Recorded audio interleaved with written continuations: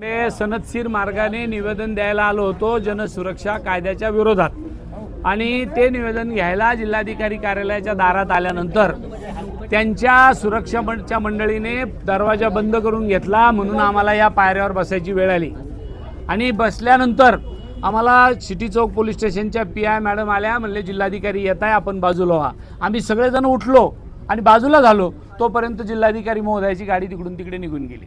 आता जर हा दरवाजा उघडा राहिला तर ठीक, नाही तर आम्ही दरवाजाला ते निवेदन चिटकून देऊ आणि जाऊ।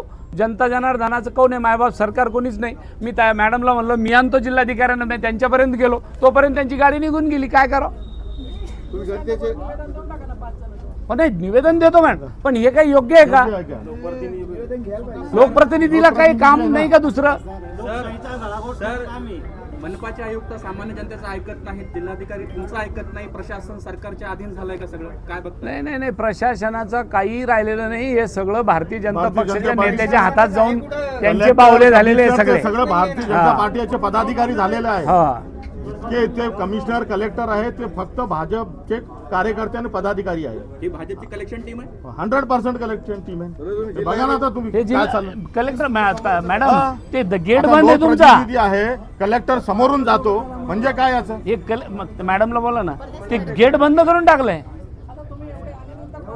आता काय केलं पाहिजे? आम्ही काय केलं? आम्ही काय केलं पाहिजे? खासदाराचा अपमान आहे का? 100% लोकप्रतिनिधींचा अपमान आहे। अरे हे अधिकारी पण लोकशाहीला मानत नाहीये। या जनसुरक्षा विधेयकाला म्हणजे लोकशाहीचा गळा घोटणारं विधेयक आहे आणि त्याला विरोध करू लागलो आम्ही, म्हणून प्रशासनासहित सगळे अधिकारी आम्हाला विरोध करायला लागतात। आणि तुम्ही जे म्हणता की दरवाजाला जर त्यांनी दरवाजा उघडला नाही तर आम्ही दरवाजा त्याला चिटकून देऊ।